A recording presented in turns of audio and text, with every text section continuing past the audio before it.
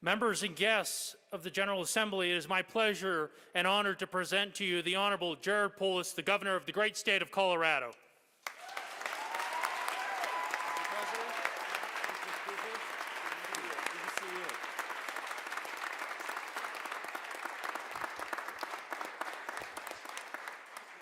Good morning, everyone. A month late, but nevertheless, here we are. Thank you, Senate President Garcia, Speaker Garnett, Leader Holbert, Leader McKeon, members of the General Assembly from across the great state of Colorado, Lieutenant Governor Primavera, Treasurer Dave Young, Commissioner of Education Anthis, Chief Justice Boatwright, our dedicated First Gentleman Marlon Reese, and joining us virtually, I want to acknowledge Attorney General Weiser, Secretary of State Griswold, Ute Mountain Ute Tribal Chairman Manuel Hart, Tribal Council members from the Southern Ute Indian Nation, Tribal Chairman Melvin Baker, and Tribal Council members, members of the State Board of Education, justices of the Supreme Court, members of the Cabinet, and my mom and dad. Hi. My fellow Coloradans, I'm mindful that as I speak to you this morning, many of you are facing some of the toughest challenges that we faced in our lives. Too many of us have lost someone close to us due to this terrible pandemic. Many of us have battled illness ourselves, as we have in our family, or dealt with the anxiety of having loved ones in the hospital without being able to be by their bedside to comfort them. Many others have lost jobs that not only filled days with purpose, but kept a roof over your family's head. These truly have been difficult times for humanity. And as if the pandemic and resulting global recession was not enough, in Colorado, we've also weathered record-breaking wildfires that have destroyed homes and claimed lives in a statewide drought. We've witnessed brutality inflicted on Black Americans and grappled with how to address systemic discrimination against people of color. And we've watched in shock and horror as the foundation of our democracy itself came under attack in Washington, D.C. by a violent mob intent on overturning the results of a free and fair election.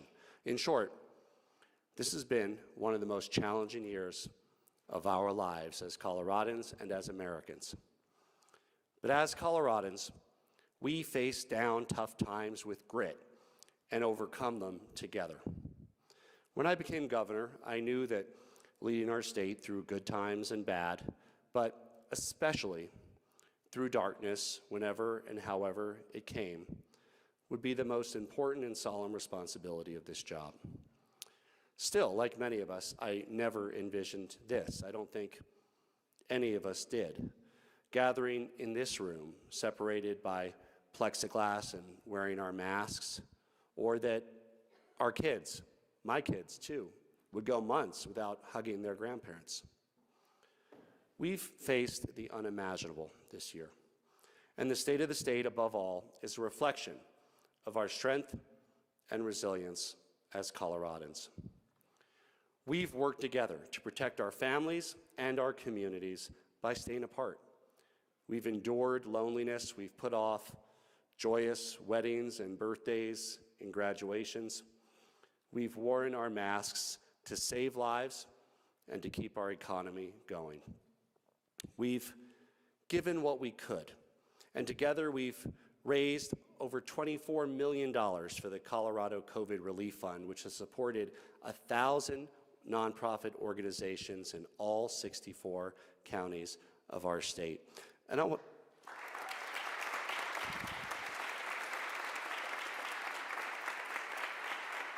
And there's so many Coloradans to acknowledge, but I want to acknowledge and thank just a few Coloradans here whose sacrifices stand out among so many unheralded daily acts of generosity and heroism. Of course, day after day, our brave healthcare workers put their own lives on hold, made incredible sacrifices to save so many souls. People like Tony, a nurse at UC Health in Greeley, who continued to show up for her patients while she herself was undergoing chemotherapy for stage 4 ovarian cancer. And Dr. Greg Golden, the son of a Colorado nurse and Army vet and father to 3 beautiful children, who not only spent many hours helping COVID patients in the intensive care unit at Banner Health and Greeley and Fort Collins, but when Colorado cases started going down, he went to Arizona and Wyoming to help patients in our neighboring states deal with their surge. He and his colleague, Dr. Cowden, created a consistent process to care for COVID patients. We're also joined by Nellie, an environmental services technician at UC Health Medical Center in Loveland, who took extra precautions over the last year to clean the rooms and sanitize the rooms that house COVID patients. And now she's committed to get this life-saving vaccine to as many Latinos as possible. Gracias, Nelly, por tu trabajo.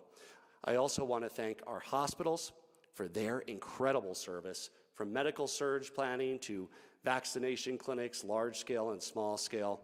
Colorado's hospitals have truly been our partners in this pandemic, and I want to thank them on behalf of the state for that spirit of collaboration and partnership. We are joined today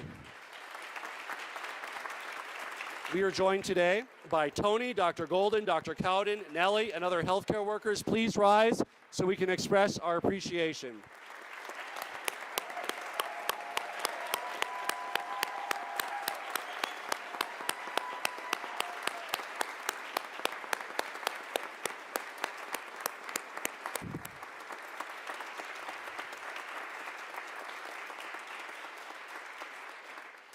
But the heroes of the pandemic are not only in our hospitals, they're really everywhere we look. The grocery store workers, ag, food supply workers, restaurant and retail workers, truck drivers who continue to do their job under the most trying of circumstances to put food on our tables. Our Colorado National Guard and law enforcement, first responders who put themselves on the line to protect our health and safety of our communities. Our census workers throughout the state who did everything they could to ensure an accurate count here in Colorado, because we know that everyone counts. And you, our legislators, who met under challenging conditions during this special session to get needed help and relief to those who needed it the most. And finally, I want to personally thank all those on my team who've led us bravely across uncharted waters, working day and night with faith and with persistence. Joining us today are Jill Hunsaker-Ryan of the Colorado Department of Public Health, Stan Hilke of the Colorado Department of Public Safety, Lisa Coffin, my Chief of Staff, Rick Palacio, Strategic Advisor. And over the last year, Jill, Stan, Lisa, and Rick have led a coordinated pandemic response that prioritized data and scientific evidence, and I don't think they slept a wink. Thank you.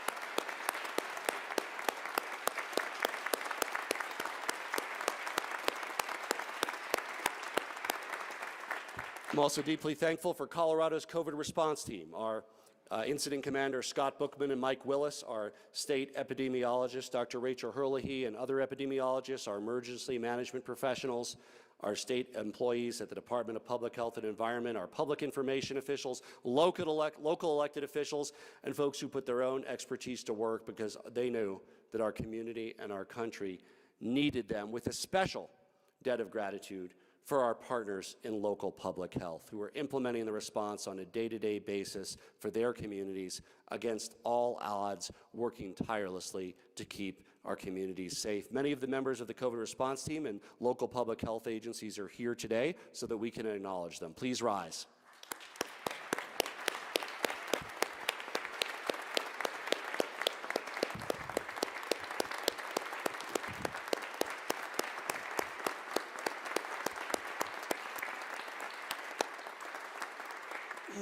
But tragically, as we all know, many of us personally, including myself, not everyone has made it through. As of today, Colorado's lost 5,655 souls to COVID-19. Each loss seared into the mind and collective memory of our state. And today, as many Coloradans observe Ash Wednesday, let us reflect on the past and each of our sacrifices over the last year. As Ecclesiastes 3:20 reads, all go to one place, and all come from dust, and all return to dust. If we can have a moment of silence for those who we lost.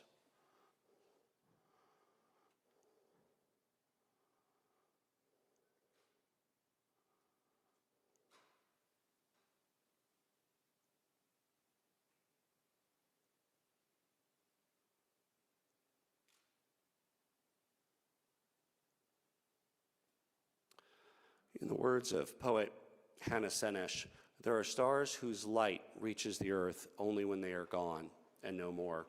And there are people whose sparkling memory illuminates the world when they themselves are no longer in our midst.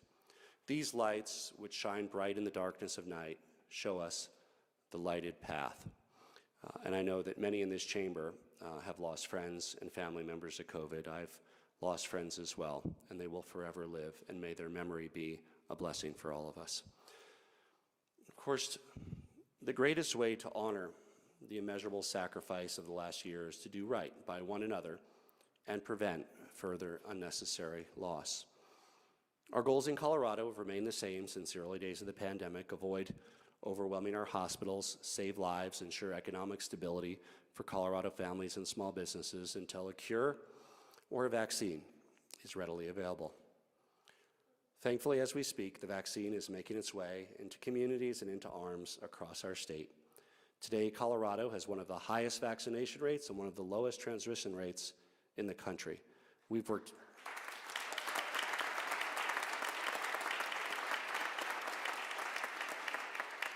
day and night to ensure reliable and equitable distribution of the safe and highly effective vaccine, and I'm ecstatic to announce that we are well on our way towards reaching our goals. We have now vaccinated 60% of all Coloradans age 70 and up in Colorado.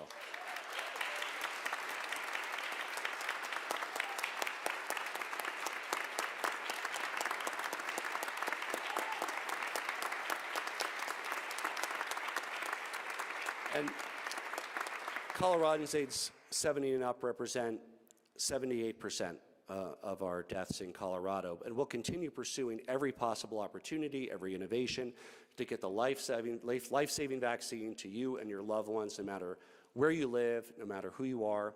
We're determined to leave no one behind. And we can see the light at the end of the tunnel, but we're still some months away from reaching it. We have to keep doing everything we can to save lives, preserve our healthcare capacity, sustain and grow our economy, prepare for a robust recovery. You know, there's an old proverb: when there's food on the table, there can be a lot of problems, but when there's no food on the table, there's only one problem. And many Coloradans have experienced this global pandemic not just as a public health crisis, but as an economic crisis. Together, we've taken extraordinary measures to help Colorado families and businesses, delivering critical housing assistance, food and utility assistance, tax relief, loans and grants for small businesses, and we've sent much needed stimulus checks to hardworking Coloradans struggling to get by. I also want to express my deep appreciation for the federal COVID relief acts. We have two members of our federal delegation with us today, Congressman Crow and Congressman Neguse. Thank you.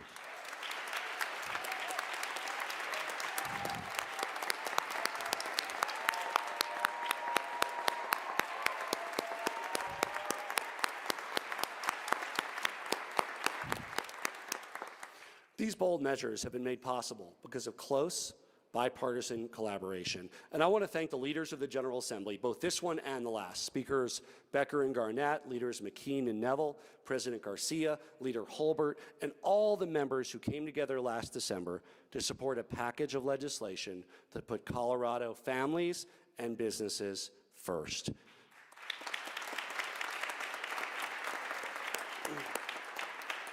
We didn't let politics get in the way of action, and we should apply this spirit to all of our challenges, not just the unique ones that we faced this past year, but the ones that we've been grappling with for decades. When the immediate crisis ends, and it will end soon, we're not forced to go back to exactly how things were before. Here in Colorado, we have the boldness to imagine a better future, and we have the ability to bring it to life, a future where every child receives the education they deserve no matter where they live, a future where our roads and highways meet the needs of our dynamic and growing population. A future where each and every person in our state can access quality, affordable health care, not just now, but always. Let's build a future in which the natural Colorado beauty that inspires us is protected. Let's make good on the promise of a Colorado where people of all walks of life don't just get by, but thrive. And it starts with investments that will create good jobs and give our economy a boost, helping us recover faster and stronger. From tax relief and loans for small businesses to bolstering key industries like tourism and energy to investments in our main streets, the hearts of our communities. These are key proposals in my budget request that will jumpstart our economy, but we know that we can't stop there. We have a once-in-a-generation opportunity to not just build back to how things were, but to build back stronger and better than we were before the pandemic, to fundamentally reimagine Colorado's future and to transform that vision into reality. Colorado needs the best ideas from both sides of the aisle, from both parties, so that together we can rise to meet the challenge before us. Nothing could be more important.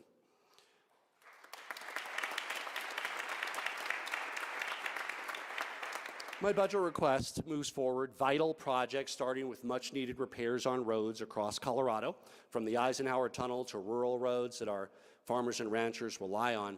We're going to make it easier for Coloradans and visitors to travel our great state, access the ski resorts and public lands that we love, while reducing traffic and improving our vibrant, beloved main streets in the process. We'll invest in our rural communities, continue bringing broadband to every corner of our state so that students and small business owners from Fort Morgan to Fruita can seize opportunity. And we must work to protect the natural splendor of our state and the animals with whom we share it by maintaining our public lands and continuing to invest in wildlife crossings and migration corridors. These shovel-ready projects are tried and true measures to boost the economy in tough times, creating good jobs for hardworking Coloradans while improving the quality of life for all of us. Looking ahead, we see transportation changing before our very eyes. More deliveries, car shares, ride shares, and I look forward to working with all of you to accelerate electrification, expand multimodal transit options, save commuters money on gas, reduce emissions, and improve our air quality. As our transportation habits change, so should we change the way we support our transportation system. We should reduce vehicle registration fees to save people money and support the recovery,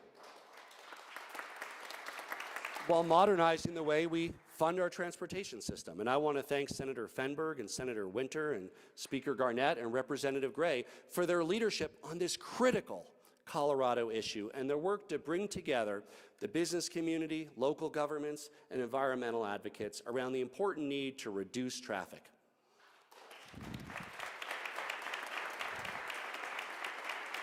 You know, one thing I think we all realized in the pandemic is how precious time is, and time lost in traffic is time away from kids and family and friends, and that's something we value even more than we did before the pandemic.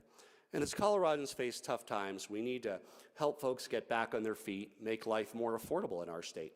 From job training to affordable housing to reducing the tax burden on middle-class families. From the start of my administration, we've worked together to make Colorado's tax code more fair by getting rid of special interest tax breaks that benefit the few and using those savings to lower taxes for the rest of us.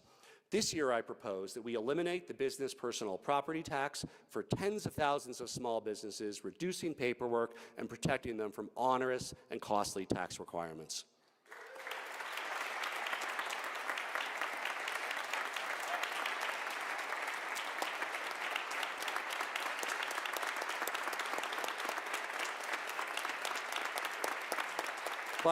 By eliminating the business personal property tax, it will save small businesses time and money and let them focus on what matters, their customers, their service, their products competing in the marketplace.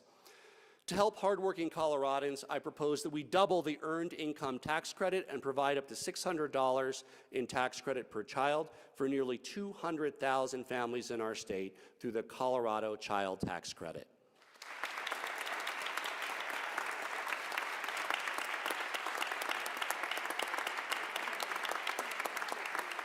And I propose that we stop taxing seniors' Social Security benefits. You know, many seniors live on fixed income.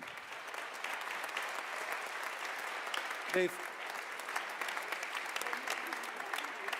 already borne the brunt of the health side of this pandemic. Seniors live on fixed income. We should not tax the Social Security benefits that they've earned by paying in and that they depend on. With the leadership of Senator Moreno and Senator Hansen, Representative Weissman, and Representative Sirota, I'm confident that we will get it done. All of this, along with the voter-approved reduction in the state income tax, will deliver the most substantial and comprehensive tax relief in decades for hardworking Coloradans and small businesses. This is why we're sent here, by the voters, to take on the big challenges and make changes that will improve the quality of life in our great state. Just look at how, over the past few years, we've broken down barriers that held too many young families back and made Colorado one of the best places in America to raise a family. Family leave, childcare, kindergarten, preschool. And I want to thank the bipartisan coalition of lawmakers who supported putting Proposition EE on the ballot last year. Because of your work and the support of over 2/3 of Colorado voters, we can now combat one of the worst challenges confronting our children, smoking and vaping, while investing in one of the best things for our children, universal preschool.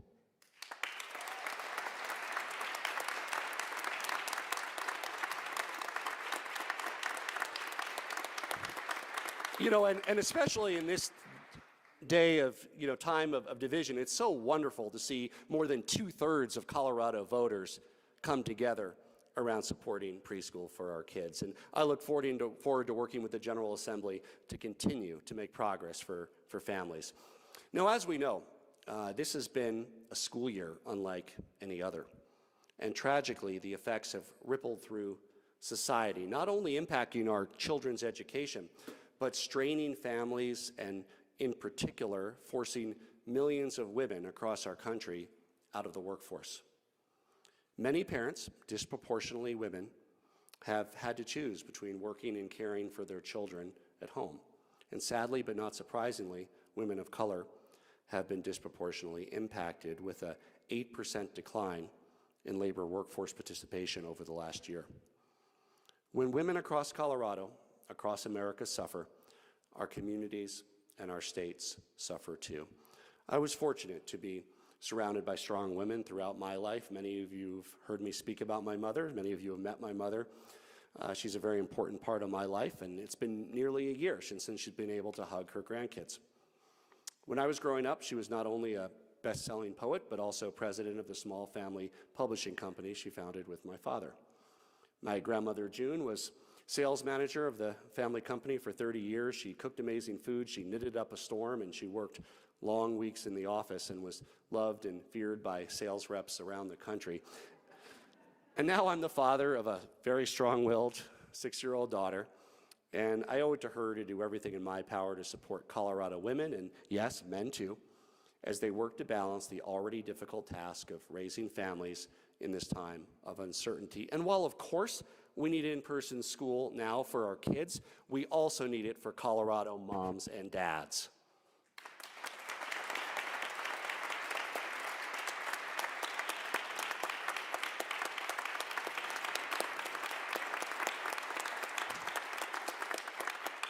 It's simple. Our efforts in Colorado to support families fall short if we can't ensure that Colorado women have a secure place in our economy. That's why it's so important. With the leadership of Senator Danielson, Senator Pedersen, now Senator Buckner, Representative Gonzalez-Gutierrez, we passed a law to ensure that women are finally paid the same as men in Colorado.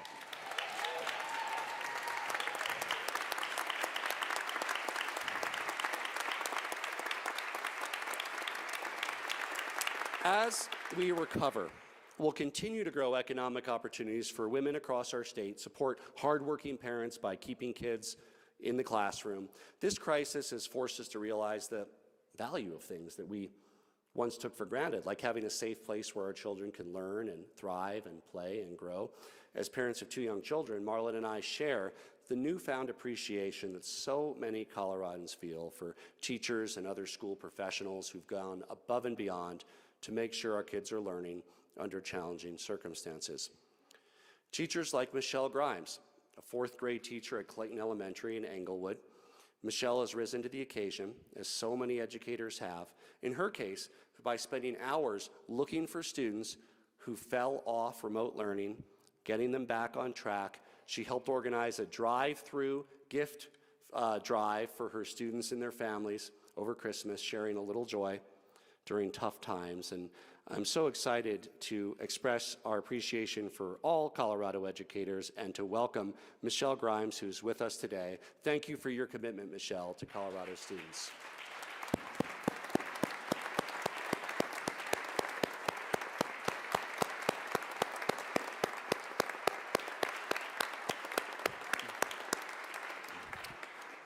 I salute all the children, parents, and educators who've done their best to adapt. It's why we should continue the General Assembly's bipartisan efforts, led by Representative McCluskey and Senator Lundeen, and their work through the School Finance Interim Committee, to make funding more equitable and student-centered so that every Colorado child has a chance to succeed.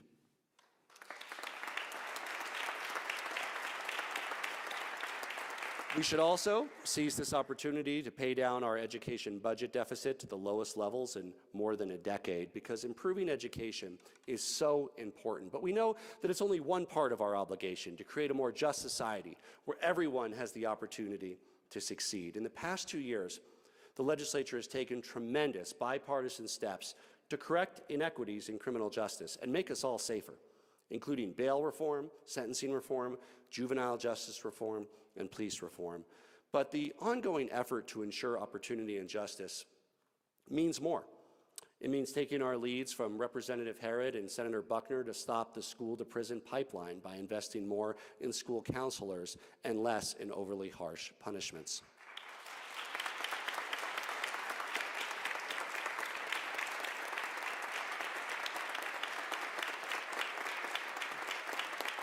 It means honoring those Coloradans who've bravely served our country in the United States military, yet been dismissed and prevented from receiving certain state veterans benefits because of who they love. With the leadership of Senator Moreno and Representative Ortiz and Adjutant General Clellan, we'll start to right this wrong, and I will be excited to see the Restoration of Honor Act reach my desk.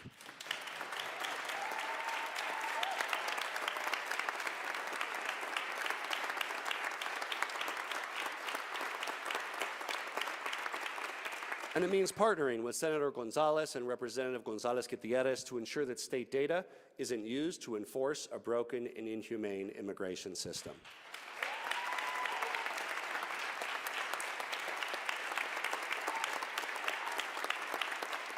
And it means working with tribal leaders and strengthening our government-to-government relationships so that we can tackle the unique hurdles facing our Native American communities and tribal nations. It means addressing our unaffordable healthcare system. As Dr. Martin Luther King Jr. once said, of all the forms of inequality, injustice in healthcare is the most shocking and inhumane, end quote. You know, because it's really about our lives. It's about breathing. It's about being alive. And that was true in 1966, and it's true over 50 years later, especially in the midst of a pandemic. When the virus struck last year, we moved swiftly to boost our hospital capacity. We took swift action to prevent folks from losing their coverage, getting more Coloradans enrolled in Medicaid, extending the enrollment period for the state health insurance exchange. And thanks to the bipartisan work of this legislature and the work of our talented Lieutenant Governor Diane Primavera, who heads our Office of Saving People Money on Health Care, we're able to make great progress. And I want to thank the legislature, especially the members of the Joint Budget Committee, for continuing the reinsurance program, which has successfully reduced rates on the individual market by over 20% across the state, even more in rural areas of Colorado.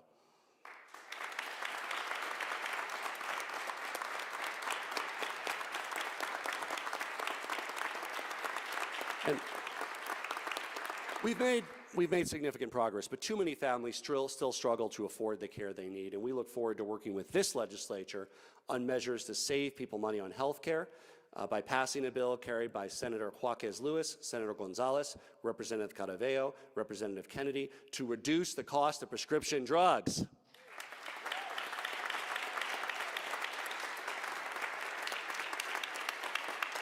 And we also look forward to adding an affordable Colorado option that gives Coloradans, especially in rural areas, more choice and savings when it comes to selecting a health care plan. And I thank Representative Roberts and Mullica and Senator Donovan for their ongoing leadership on saving people money on health care.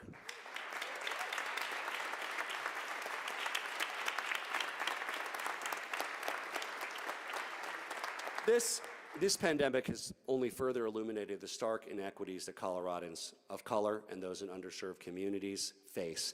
And that's why each week we're committing portions of our vaccine supply to community health centers who every day deliver health care to Colorado's most vulnerable, often uninsured. We've also set up 58 vaccine pop-up clinics in rural and urban underserved areas to ensure access regardless of zip code, of immigration status, that no one is left behind. And I want to thank the Black Caucus and Latinx Caucus for their incredible partnership on this important issue and our continuing work to address ongoing disparities.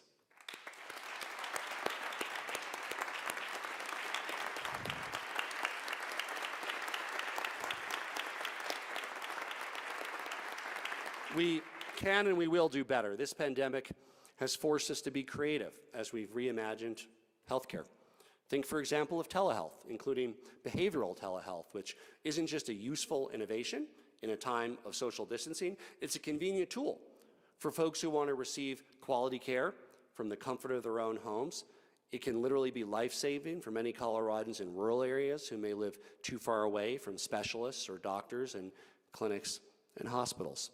And I also want to thank the Behavioral Health Task Force, which under the capable leadership of Michelle Barnes, developed a blueprint that will streamline our mental health services, a far too often overlooked area of healthcare. And I appreciate the bipartisan sponsors, Representatives Young and Pelton, and Senator Fields and Senator Gardner, for taking leadership on this vital issue.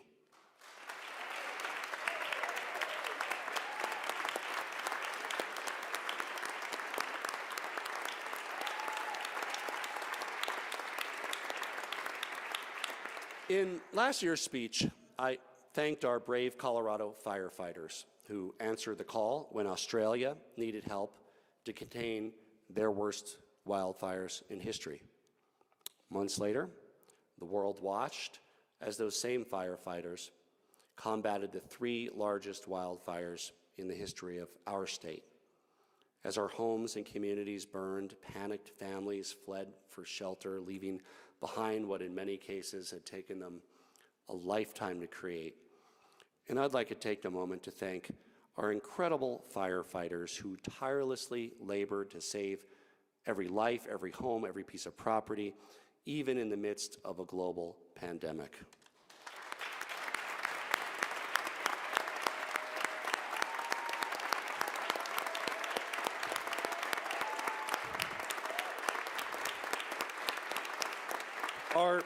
Our very own Department of Natural Resources Director Dan Gibbs answered the call as a certified wildland firefighter, fighting alongside many brave men and women at the Grizzly Creek and Cameron Peak Fire. And we're grateful to fire chiefs and sheriffs who led these efforts to protect our communities in a time of great need. I'm honored to be joined here today by somebody who had a major role in fighting 2 of the major fires, Larimer County Sheriff Justin Smith. Justin, Sheriff.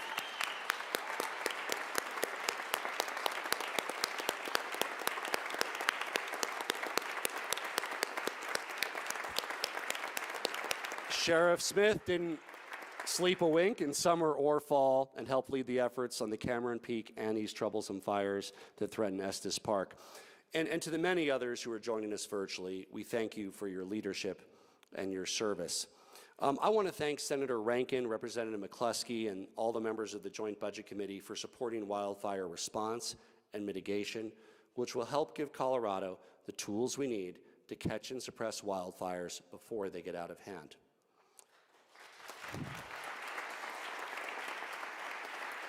But wildfire mitigation is only one piece of the puzzle. How many homes and businesses must we lose and lives before we resolve to meet the threat of climate change with the seriousness that it demands? Transitioning to renewable energy isn't just the right thing to do for our health and safety, it's the smart thing for jobs, our economy, and for consumers. That's why I ran on a platform of 100% renewable energy for Colorado by 2040, and that's why my administration has taken bold action to move rapidly towards this goal. The private sector is already turning away from fossil fuels and looking forward to a clean energy future. To date, we've successfully secured commitments from electric utilities representing more than 99% of the generation in our state to reduce emissions 80% or more by 2030 in just 9 years. Colorado is a national leader in green energy jobs, the fastest growing job sector, precisely because we've embraced the opportunities of renewable energy. Addressing climate change isn't just essential to protecting our health and building our economy. It's an essential part of protecting Colorado's iconic public lands and the biodiversity that we celebrate. As we've weathered this pandemic, we've learned to appreciate our public lands even more for the sanctuary that they provide. Embracing the outdoors, being able to get away from the trials and tribulations of the daily grind has always been a big part of the Colorado way of life. And when the crisis struck, our vast public lands became our escape, a much-needed retreat where we could go to feel normal again, to feel free. Our public lands are a treasure that we must never take for granted and always work to protect. And I want to thank the legislature, and particularly the leadership of President Garcia, Senator Heisey, Majority Leader Escar, and Representative Will, for providing the resources to open Fisher's Peak, Colorado's newest state park.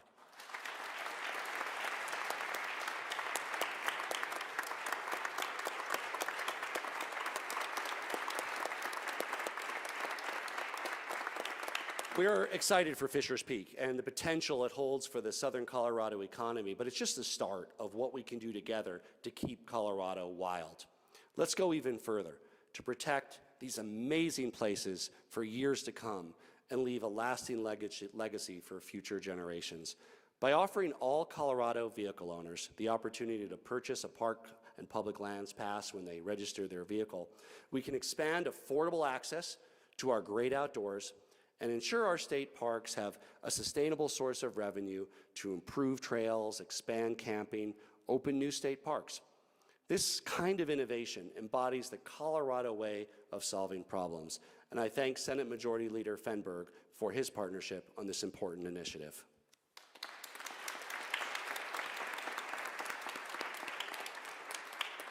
In the coming months, we'll spend long hours together working to build back not just to where we used to be, because we know that wasn't good enough, but to a place that's stronger and a place that's more inclusive. No more Band-Aids over gaping wounds. We in this chamber have the power to make bold, transformational change that ensures our state lives up to our highest potential, and we can and we will seize that opportunity. To quote my favorite Star Trek captain, the best Star Trek captain, Jean-Luc Picard, quote, "Things are only impossible until they are not," end quote.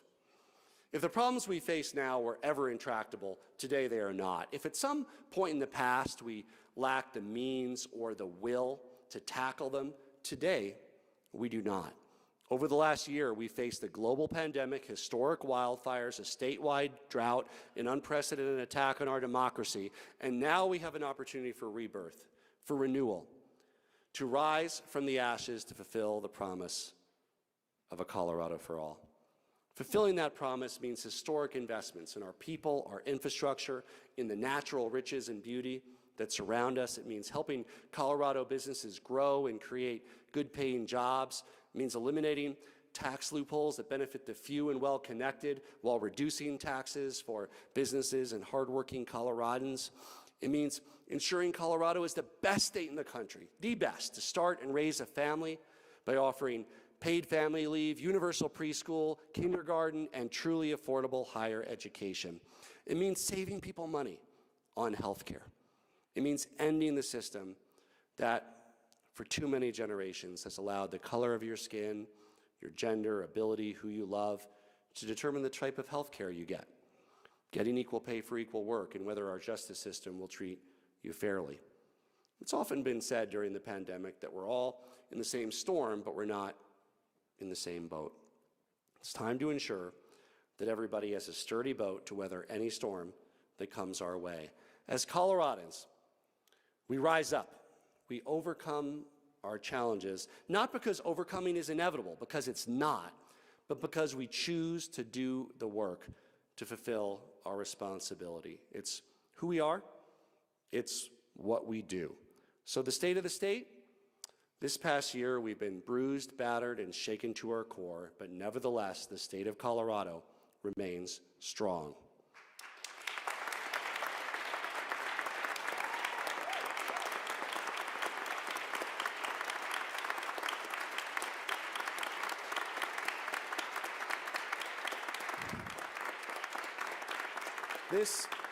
This terrible virus isn't quite done with us yet, but we're working hard to end this pandemic, and coming out of this traumatic year, we're poised for bold transformational change. If we seize the opportunity here in this chamber, we can live up to our fullest potential to truly create a Colorado for all. There's a lot of work ahead, but we're more than ready to take it on. God bless you all, God bless Colorado, and God bless the United States of America.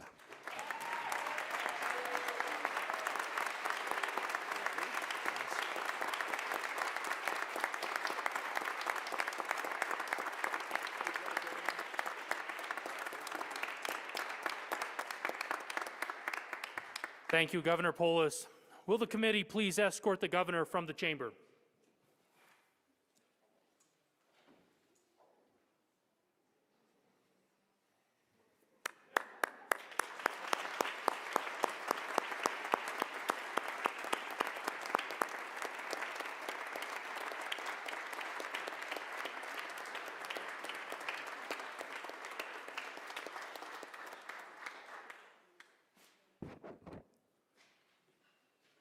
Madam Majority Leader. Thank you, Mr. President. I move that the message from the governor be printed in the House Journal. If there is no objection, the governor's message will be printed in the House Journal. Mr. Majority Leader. Thank you, Mr. President. I move that the joint session be dissolved. Seeing no objection, the Majority Leader's motion will stand that the joint session will be dissolved.